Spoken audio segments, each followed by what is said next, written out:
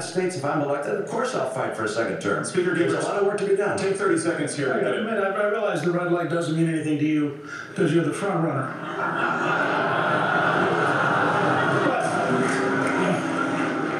But can we drop a little bit of the pious baloney?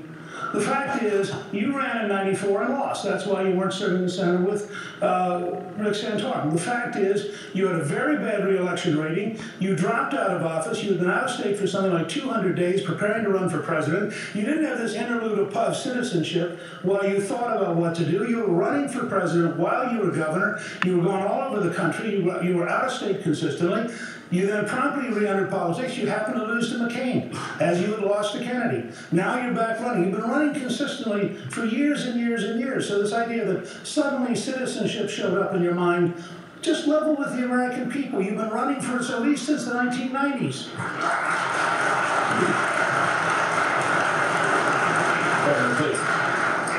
Mr. Speaker, citizenship has always been on my mind.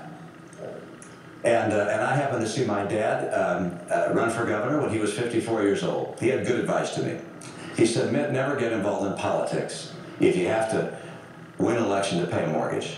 If you find yourself in a position when you can serve, well, you ought to have a responsibility to do so if you think you can make a difference. He said, also don't get involved in politics if your kids are still young because it may turn their heads.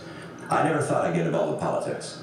When I saw Ted Kennedy running virtually unopposed in 1994, a man who I thought by virtue of the policies of the liberal welfare state had created a permanent underclass in America, I said someone's got to run against him. And I happened to have been wise enough to realize I didn't have a ghost of a chance of beating him. This guy from Republican from Massachusetts was not going to beat Ted Kennedy. And I told my partners in my firm, I'll be back in 6 months, don't take my chair. And I went in and gave it a real battle and went after it. I was happy that he had to take a mortgage out of his house to ultimately defeat me.